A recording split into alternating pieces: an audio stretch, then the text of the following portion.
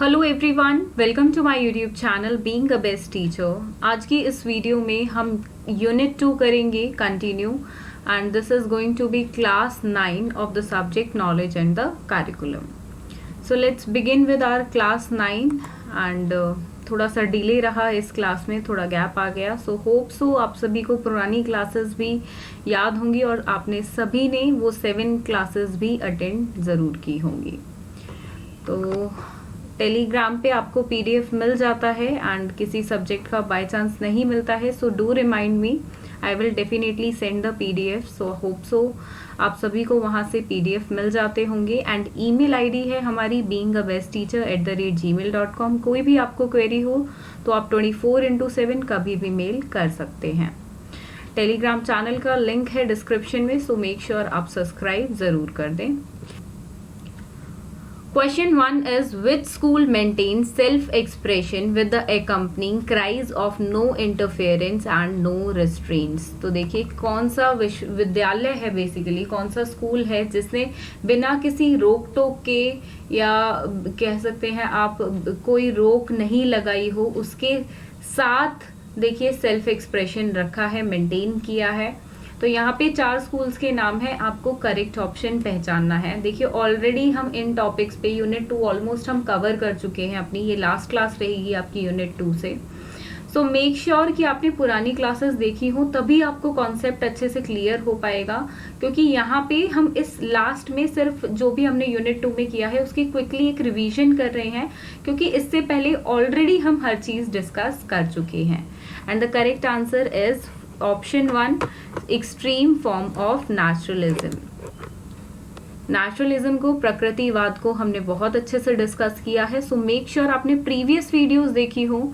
Otherwise अगर आप ये बोलेंगे कि आपको एक्सप्लेनेशन नहीं मिलती है, so that want be good. Because अगर आप प्रीवियस वीडियोस, प्रीवियस क्लासेस नहीं देख रहे हैं तो एक क्लास में आप बीच में स्विच कर रहे हैं तो आपको कुछ समझ नहीं आएगा। तो इसको टर्न बाय टर्न देखें ताकि आपकी अंडरस्टैंडिंग अच्छी रहे। Next is question number 2. Which school held the view God makes all things good, man meddles with and they become evil? देखिए यहाँ पे जो क्वेश्चंस डाले गए हैं, तो ज़्यादा क्वेश्चंस की वेटेज जो मैंने यूनिट 2 में से रखी है वो है आइडियलिज्म, नेचुरलिज्म, प्रैग्मेटिज्म एंड एक्सटेंटलिज्म, जिसमें रियलिज्म भी डाला है। क्योंकि रियलिज्म का जो CRSU के जिन्होंने मॉक टेस्ट दिए हैं स्टूडेंट्स ने अभी तक, उनको पता होगा कि रियलिज्म पे क्वेश्चंस आए हैं एंड दैट इज वाई हम ये क्वेश्चंस करेंगे। देखिए वो मैंने आपको पहले ही बता दिया था कि रियलिज्म का जो कॉन्सेप्ट है वो इनसे इंटरलिंक्ड है and you need to do that because questions उस पर आ सकते हैं आपके डेफिनेटली। 1-2 क्वेश्चंस तो डेफिनेटली आपको देखने को मिलेंगे। सो मेक श्योर आप ये करें। एंड यहाँ पे जो करेक्ट आंसर है वो है नेचुरलिज्म, प्रकृतिवाद। जिस मतलब जो आपसे क्वेश्चन पूछा गया है वो है कि किस स्कूल ने इस विचार को रखा, किस विचार को, कि भगवान सभी चीजों को अच्छा बनाता है, आदमी साथ रहता है और बुरे हो जाते हैं। तो ये कहा था नेचुरलिज्म में। देखिए गॉड के बारे में आइडियलिज्म में ज्यादा बातें की गई है, बट प्रकृतिवाद में बिल्कुल बातें नहीं करी गई हो ऐसा भी नहीं है। उसमें भी गॉड का कुछ रोल है एंड गॉड के लिए बहुत सारी बातें की गई हैं। ऑल्दो ये प्रकृति से रिलेटेड है, जो लोग नेचर पे बिलीव करते हैं, नेचुरलिस्टिक होते हैं, नेचर जैसा ही खाते हैं और नेचर में बिलीव रखते हैं, प्रकृति में बहुत विश्वास रखते हैं, तो वो लोग नेचुरलिज्म कहलाते हैं। बट गॉड का भी कॉन्सेप्ट इसके साथ लिंक्ड है। ऑल्दो अगर पार्ट यहाँ पे आइडियलिज्म होता तो मैं आंसर, क्योंकि हम आइडियलिज्म ज्यादा गॉड पे बिलीव करता है, आइडियलिज्म के अकॉर्डिंग गॉड ही सब कुछ है, गॉड ने ही हम सबको बनाया है, जो होता है गॉड की मर्जी से होता है, गॉड ही सारी दुनिया का करता धरता है, तो आंसर आइडियलिज्म हो जाता। पर हमें यहाँ ऑप्शंस के हिसाब से चलना है, तो यहाँ पे ऑप्शन में है मार्क्सिज्म, एक्सटेंटलिज्म जो हो नहीं सकते हैं, देन नेचुरलिज्म एंड प्रैग्मेटिज्म। तो ये लाइन सूट करेगी सिर्फ नेचुरलिज्म को। सो मेक श्योर आप ऑप्शंस को अच्छे से देखें बिकॉज आइडियलिज्म नहीं है, सिर्फ आइडियलिज्म को गॉड के साथ जोड़ना, वहां तक ही ये क्षेत्र सीमित नहीं है। Next is question number 3. Who is not naturalism's aim of education? So which is not naturalism's aim of education? तो कौन सा aim नहीं है? You have to read all. सो एक बार रीड कर लेते हैं. Education is the notion of man's evolution from lower form of life. Second is to equip the individual or the nation for the struggle for existence so as to ensure survival. Next is to help the pupils to learn to be in harmony with and well adapted to their surroundings. And the last is to inculcate ethical and moral values in the pupils. And the correct answer is the last option कि विद्यार्थियों में नैतिक और देखिए जो moral values होती हैं, ethical values होती हैं, उन मूल्यों को विकसित किया जा सके, नैतिक मूल्यों को बेसिकली डेवलप किया जा सके बच्चों के अंदर. इसलिए ये हम कह सकते हैं ये नेचुरलिज्म का जो एम है ये नहीं होता है. तो ये एम नहीं होगा. जबकि हम बात करते हैं first aim which is education is notion of man's evolution from lower form of life. तो ये बिल्कुल है कि शिक्षा जीवन के निचले रूपों में मनुष्य के विकास की धारणा है. दूसरा है अस्तित्व के लिए संघर्ष के लिए व्यक्ति या राष्ट्र को लैस करना ताकि अस्तित्व सुनिश्चित हो सके. तीसरा है विद्यालयों को उनके परिवेश के अनुरूप होने और उनके अनुकूल होने के लिए सीखने में मदद की जाए. तो जो नहीं होगा वो है ऑप्शन 4. तो एथिकल और मॉरल वैल्यूज किस में होती हैं? अब देखिए नॉट तो हमने पहचान लिया बट ये किसका करेक्टरिस्टिक है? तो ये है करेक्टरिस्टिक आइडियलिज्म का main characteristic.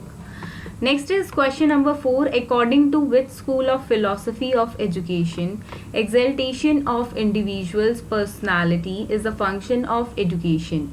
First is pragmatism, second is idealism, third is Marxism and fourth is idealism and Marxism both. देखिए मार्क्सिज्म आपको पढ़ने की ज़रूरत नहीं है, उस पर आपको क्वेश्चंस नहीं आएंगे, so don't worry about that. But यहाँ पे मार्क्सिज्म को मैंने इंक्लूड किया है so make you understand that Marxism भी इसका आंसर हो सकता है. ऑल्दो आपको ऑप्शन में सिर्फ आइडियलिज्म ही मिलेगा क्योंकि उसी के अनुसार व्यक्ति का जो व्यक्तित्व है वो विस्तार शिक्षा का एक कार्य है. Next is question number 5. Who raise the slogan back to nature? तो ये किस में कहा गया? It's very easy question. Back to nature, nature की बात हो रही है तो नेचुरलिज्म में ये कहा गया. Next is question number 6. Who said reverse the usual practice and you will almost always do right? अब देखिए ये कुछ कथन है, ये कथन किस फिलॉसफी में कहे गए, ये कथन किसने कहे, ये पर्टिकुलर जो लाइंस हैं, ये क्वेश्चंस डेफिनेटली इस टॉपिक पे आपको देखिए कम से कम मैं आपको बताऊं तो 40 to 50 क्वेश्चंस फ्रेम होते हैं जिसमें से मेन अगर आप उठा लेंगे तो 9-10 क्वेश्चन है. तो ऐसे क्वेश्चंस आ सकते हैं. सो मेक श्योर आप एक बुक से ना पढ़ें क्योंकि किसी बुक में आपको कोई मटेरियल मिलेगा, किसी में कोई मटेरियल मिलेगा. तो थ्योरी तो है नहीं कि आप सेलेक्टिव स्टडी कर पाएं, आपको 2-3 बुक तो बिल्कुल रेफर करनी ही पड़ेंगी. तो ये कहा था रूसो ने and this is the correct answer. Next is question number 7. Which one of the following education system support scientific progress? कौन करता है? तो हिंदी में ऑप्शंस आप यहाँ पढ़ सकते हैं, इंग्लिश में हम रीड करेंगे. Realistic education, idealistic education, naturalistic education या नन ऑफ दीज. देखिए ऑलरेडी हम जब रियलिस्टिक, आइडियलिज्म, नेचुरलिस्टिक इन सब पे बात कर चुके हैं तो अगेन हर क्लास में उसके बारे में बात नहीं करेंगे as we are very lack in time. बिल्कुल वक्त नहीं है, इतना सारा सिलेबस पूरा करना है. तो जो स्टूडेंट्स इस वीडियो को फर्स्ट टाइम देख रहे हैं सो मेक श्योर आप प्रीवियस क्लासेस भी इस क्लास के बाद जरूर देखें सो दैट आपको कॉन्सेप्ट जो है वो अच्छे से क्लियर हो. And the correct answer is realistic education. This is the one जिसमें एजुकेशन सिस्टम को सपोर्ट करने की साइंटिफिकली प्रोग्रेस की बात थी. Next is question number 8. Which statement about truth is not correct according to the philosophy of pragmatism? It is made by the men, it is ever changing, it is eternal, yeah, it is what emerges to be true in actual practice. And the correct answer for this is it is eternal.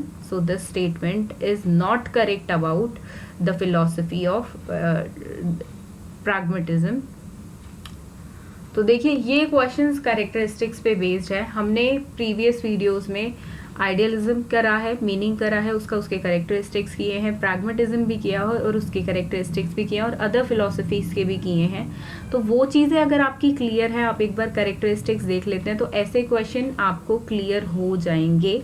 Characteristics नहीं करेंगे तो आप ऐसे question attend नहीं कर सकते हैं। तो 2-4 कैरेक्टरिस्टिक्स नहीं करने हैं जो थ्योरी के टाइम पे आप करते थे कि सेलेक्टिव स्टडी की, 10 में से 5 पढ़ लिए, एग्जाम में लिख दिए 4 जो याद रहे।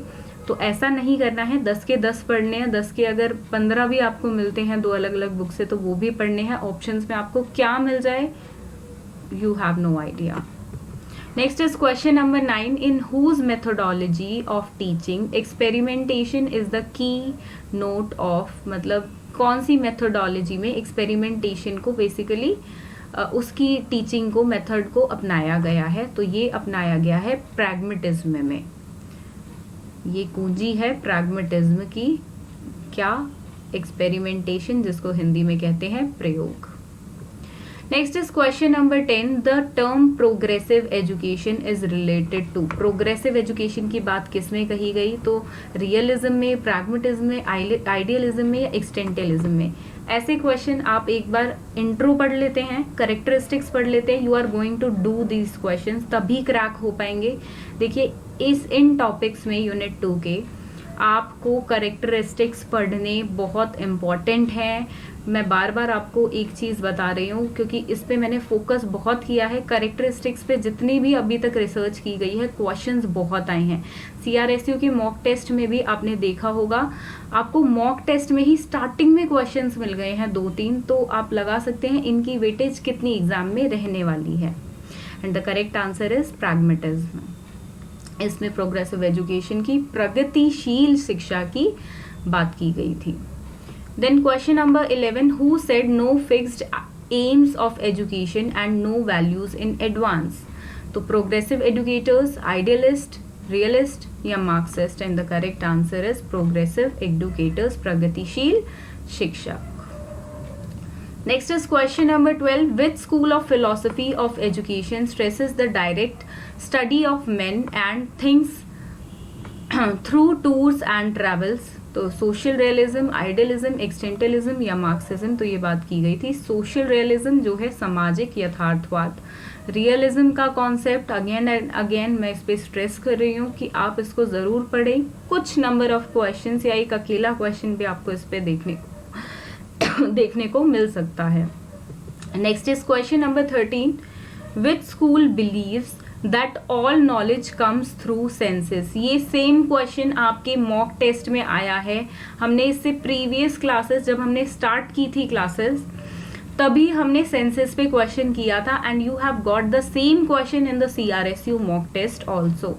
And the correct answer is sense realism, इसको बोलते हैं। सो मेक श्योर आपने वो वीडियोस देखी हों, बिकॉज वीडियोस से मॉक टेस्ट में जितना कंपैरिजन अभी तक किया गया है तो 30 to 40% questions are there from being a best teacher. Next is question number 14, which school raised the slogan things as they are and as they are likely to be encountered in life rather than words। देखिए again वैसे ही question कि ये किस theory में कहा गया, ये किसने कहा। सारे प्रैग्मेटिज्म, आइडियलिज्म, एक्सटेंटियलिज्म, रियलिज्म, आइडियलिज्म इन पे ही बेस्ड हैं। तो ये कहा गया था रियलिस्टिक थ्योरी में, रियलिस्ट ने कहा था।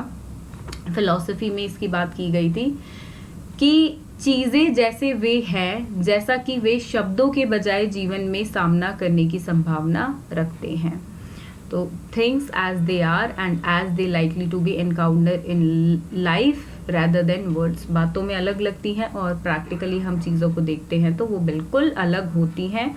तो ये रियलिज्म में कहा गया कि रियलिस्टिक वर्ल्ड में चीज़ें अलग हैं और बातों में, शब्दों में अलग हैं।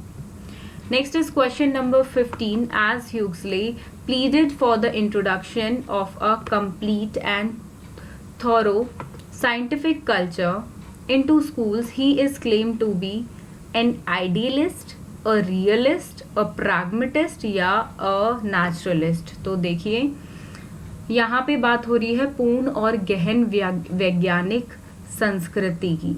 तो ये आएगा आपका रियलिस्ट, एक यथार्थवाद के अंडर ये बात कही गई थी हुक्सले के द्वारा। एंड इंट्रोडक्शन दी गई थी एंड इसका भी एक छोटा सा पार्ट है आपकी बुक में. I don't remember the book, may be the Balaji publications की बुक है जिसमें से ये क्वेश्चन आपको मिलेगा. Next is question number 16. Realism in education was born out of. किससे उत्पन्न हुआ है, बेसिकली इसका जन्म हुआ है शिक्षा में यथार्थवाद का. First option is the enthusiasm of the Renaissance, the great religious movement of the 17th century, a cleavage between the work of the schools and the life of the world outside that occurred during the 19th century, degeneration of humanism after Renaissance. तो देखिए ये question same हमने I think मैंने last video में include किया था. Same question है, just for your practice that कैसे, और ये मतलब जिन क्वेश्चंस पे ज़्यादा फोकस है. So understand the thing. Realism का कॉन्सेप्ट एजुकेशन से लिंक करना, आइडियलिज्म का कॉन्सेप्ट एजुकेशन से लिंक्ड करना, प्रैग्मेटिज्म का, एक्सटेंटलिज्म का, अदर फिलोसफीज का. क्यों ऐसे क्वेश्चंस आएंगे? Because you are doing a teaching course that is education. तो एजुकेशन बेस्ड इन थ्योरीज को, फिलोसफीज को जोड़ा जाएगा और आपके सामने क्वेश्चन पुट ऑन होंगे. And the correct answer ये already हमने किया हुआ है. We will not discuss much. Next is question number 17. Which of the following is not criticized by realism in education? So directly coming to the answer without wasting any time. So answer is organizing school in a way that is conducive to practical training in citizenship. Next is question number 18. The most important thing to keep in mind for a teacher according to realism in education is, directly coming to the answer. ये सब questions हम कर चुके हैं, दोबारा करने का कोई मतलब नहीं है. We will just do the quick revision. So the answer is the value and significance of what is taught. Then question number 19. What is not an aspect of mind according to the realist theory of knowing, awareness, consciousness, behaviorism या processing of awareness? And the correct answer is behaviorism is not an aspect of mind according to realistist. Next is question number 20. Which of the following characteristics is common in pragmatism, naturalism and existentialism? Very important questions. देखिए जहाँ पे characteristics 3 या 2 या एक theory, एक का तो नहीं, खैर 4 थ्योरीज का, सभी का जहाँ पे कॉमन एक हो जाता है या कुछ का कॉमन हो जाता है, तो उसके बेस्ड पे करेक्टरिस्टिक्स पे क्वेश्चन आएगा. देखिए again and again I am telling you कि इन थ्योरीज पे, फिलोसफीज पे आपको करेक्टरिस्टिक्स करने बहुत इंपॉर्टेंट है. बिल्कुल स्किप ना करें, डिटेल में इसको करें. First is emphasize on spiritual aims of education. Second is emphasize on the individual. Third is emphasize on the physical environment. Fourth is emphasize on the value education. And the common thing, इनका जो common characteristic है कि they all emphasize on a particular individual. तो this is the correct answer here. इस class में हम सिर्फ 20 questions ही करेंगे. व्हाई? बिकॉज यहाँ पे यूनिट 2 हमारी एंड है. इसका सिर्फ एक quick revision I wanted to take because classes में थोड़ा सा गैप हो गया because of some reasons. And Telegram channel पे मैं बहुत जल्द आपको पीडीएफ प्रोवाइड कर दूंगी. आई थिंक 1-2 क्लास के पेंडिंग भी हैं. Just remind me in the comment box कि कौन सी क्लासेस के पीडीएफ आपको नहीं मिले हैं. I will try to upload it within a day and that's a very quick response from my side because I know आपके exams में बहुत कम टाइम है. CRSU एंड MDU की एक हेक्टिक डेट शीट हमें देखने को मिली है. So we need to prepare accordingly. And unit 3 करेंगे जो करिकुलम पे बेस्ड है. यूनिट 4 भी है कंस्ट्रक्शन ऑफ करिकुलम पे. And we are going to finish उन, देखिए करिकुलम के टॉपिक्स में आप किसी भी सब्जेक्ट का करिकुलम का टॉपिक करेंगे तो वो अदर सब्जेक्ट्स में भी आपको हेल्प करेगा. वाई? बिकॉज करिकुलम का जो टॉपिक है वो एक सब्जेक्ट से रिलेटेड नहीं है. ये असेसमेंट फॉर लर्निंग से भी रिलेटेड है, ये इंक्लूसिव स्कूल से भी रिलेटेड है, ये आपका जेंडर स्कूल सोसाइटी से भी रिलेटेड है, इवन फर्स्ट ईयर के जो पेडागोजी के सब्जेक्ट्स हैं उनसे भी रिलेटेड है. तो अगर आप एक क्वेश्चन एक सब्जेक्ट में करिकुलम का टॉपिक करते हैं तो वो अदर सब्जेक्ट्स को भी डेफिनेटली कवर करता है. कोई भी डाउट हो आपको regarding any question, just feel free to comment और email me on my email ID which is beingabestteacher@gmail.com। ID please आप R लगा लें यहाँ पर, एंड आपको टेलीग्राम चैनल से भी मिल जाएगी, डिस्क्रिप्शन में भी है। And these are the questions, इनका PDF आपको जल्द ही प्रोवाइड करा दिया जाएगा। So thank you for watching this video, and do share this video with your friends and subscribe to my YouTube channel which is Being a Best Teacher. Thank you.